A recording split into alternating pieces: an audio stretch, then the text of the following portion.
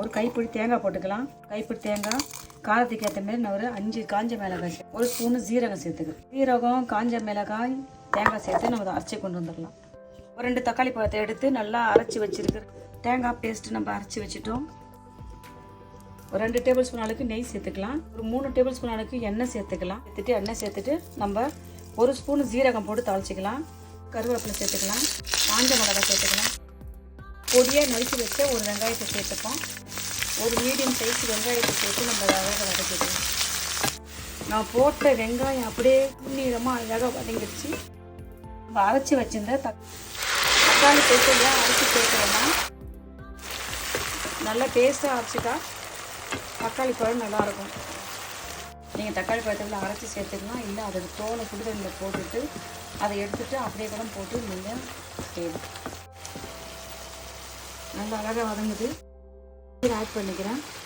உங்களுக்கு பிடிச்ச கீரையை பொடியாக நறுக்கி இப்படி செய்யலாம். இந்த கீரை வாங்கியிருக்கிறேன். ஃப்ரெஷ்ஷாக கீரை கிடச்சா கூட நீங்கள் செய்யலாம்.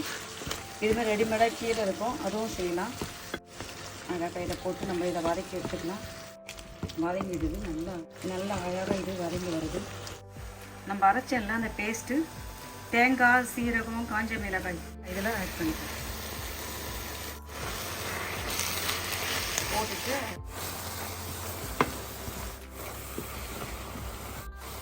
அழகாக இது வதக்கிட்டோம். பாசிப்பயிறு ஒரு 50 கிராம் அளவுக்கு நான் வேக வச்சுருக்கிறேன். இதை சேர்த்துக்கலாம். போதும். அழகாக பாசிப்பயிரை சேர்த்துட்டு 4 டேபிள் ஸ்பூன் அளவுக்கு நான் பாசிப்பயிரை இதில் சேர்த்துக்கிறேன். இதில் கொஞ்சம் நம்ம உப்பு சேர்த்துக்கலாம். கீரையில் எப்போதும் உப்பு கம்மியாக சேர்த்தா நல்லது. இதில் நம்ம ஒரு 1/4 ஸ்பூனு மஞ்சள் தூள், ஒரு 1/4 ஸ்பூன் உப்பு போதும். கீரையில் எப்போதும் உப்பு கம்மியாக சேர்த்தா நல்லது. மஞ்சள் தூள்லாம் சேர்த்துக்கிறோம். ஏன்னா மூடி போட்டு ஒரு 2 நிமிஷம் இதை நம்ம வேக வைக்கலாம். போட்ட மஞ்சள் தூளுடைய பச்சை வாசனைலாம் போயிடுது. நம்ம சேர்த்த கீரை, பயிறு எல்லாம் சேர்ந்து சூப்பராக வேக வந்துடுது. சாப்பிட்டு பார்க்கலாமா? இது ஃபைனலாக இது கூட நம்ம கொஞ்சம் ஒரு 2 டேபிள் ஸ்பூன் அளவுக்கு நம்ம 2 டேபிள் ஸ்பூன் அளவுக்கு நெய் சேர்த்துப்போம். நெய் சேர்த்துட்டு இதை அழகாக செஞ்சுப்போம்.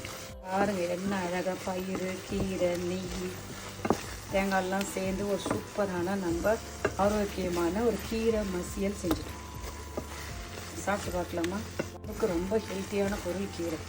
வாரத்தில் குறைஞ்சது 2 நாள் நீங்கள் நம்ம சேர்த்துக்கிட்டோன்னா ரொம்ப நல்லது. இதை செஞ்சால் சூப்பராக இருக்கும். இதை அப்படியே வெறும் சாதத்தில் சாப்பிட்லாம். ரொம்ப எளிமையான முறையில் வீட்டில் இருக்கிற பொருளை வச்சுட்டு ஒரு 5 நிமிஷத்தில் நம்ம கீரை மசால் ரெடி பண்ணிட்டோம். நீங்களும் இதே மெத்தடில் செஞ்சு பார்த்துட்டு நான் செஞ்ச கீரை மசாலா எப்படின்னு சொல்லுங்கப்பா. பாய். தேங்க்யூ.